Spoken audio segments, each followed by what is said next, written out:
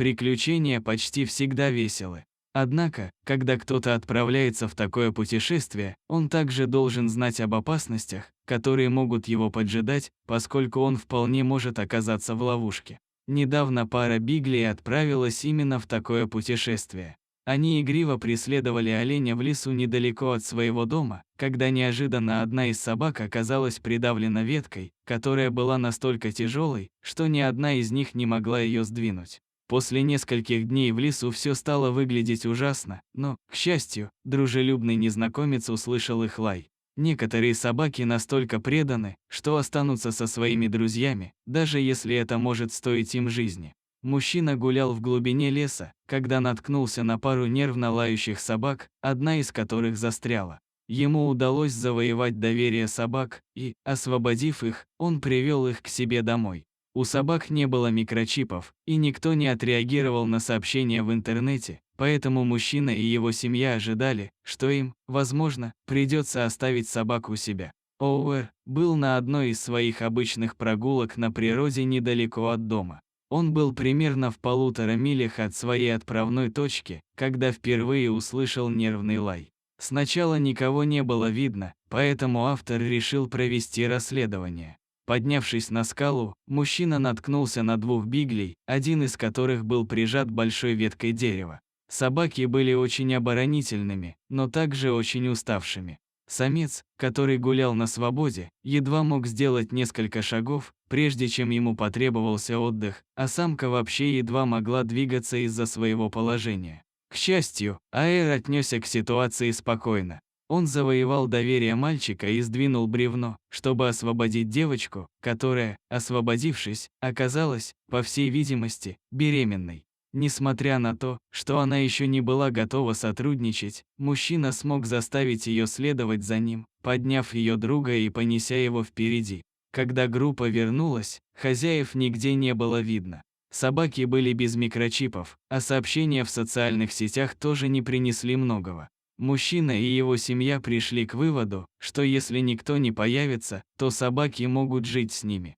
Через несколько часов хозяйка собак нашла объявление, связалась с мужчиной и, вне себя от радости, отправила своего сына забрать биглей. Когда парень прибыл, он объяснил, что собаки были неразлучные, скорее всего, потерялись, преследуя оленя, но никто не смог их найти, поскольку показания очевидцев были неверными. Он был очень благодарен за помощь и, поскольку дети этого человека полюбили собак, пообещал иногда приводить их поиграть. Через несколько часов после спасательной операции АП получила сообщение от хозяйки. Она не могла быть счастливее, что собаки были найдены и теперь в целости и сохранности. Хотя сама женщина была в отъезде и не могла приехать немедленно, она послала своего сына. Когда парень приехал, оба бигля, которых, как оказалось, звали Копер и Тади, едва сдерживали свое волнение. Владелец рассказал, что эта пара неразлучных собак на самом деле пропала 30 октября и была найдена 4 ноября, что означает, что они действительно провели несколько хороших дней в этом самом месте. Скорее всего, это произошло, когда Копер начал преследовать оленя, что он делает часто. Необычно то, что Тади присоединился к ним. Семья искала собак все это время, но показания свидетелей на самом деле вели в противоположном направлении от того, где они были найдены. Учитывая все обстоятельства, всем повезло, что из-за продолжающегося сезона охоты на оленей мужчина решил пойти другим путем и в итоге нашел потерянных биглей. Хотя Оупи и его семья провели всего около 5 часов с Копером и Тади, они все, особенно дети, очень полюбили их. Оказалось, что девочка Бигли на самом деле не была беременна, так что в ближайшее время щенков не будет, но хозяева обещали привести собак позже, что всех обрадовало. Эта история – великое свидетельство собачьей преданности. Когда его друга придавило бревном, и он не мог двигаться, Копер не бросил ее, даже когда он ослабел. Но откуда у них эта черта? Согласно статье, собаки, которые привыкли проводить время друг с другом, особенно если они выросли вместе, могут испытывать тревогу разлуки, когда они находятся вдали друг от друга. Это означает, что они могут не только делать все вместе, но и стараться оставаться рядом друг с другом, независимо от ситуации. В то же время, как объясняет Кэтрин, собаки – стайные животные, поэтому держаться вместе – это, по сути, их ДНК. Хотя для них может быть гораздо менее необходимым оставаться в числе, чтобы сражаться с врагом, иногда этот инстинкт все же полезен.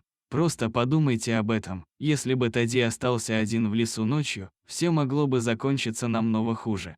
Но, конечно, в конце концов, каждому нужен друг, и все хорошие друзья всегда рядом.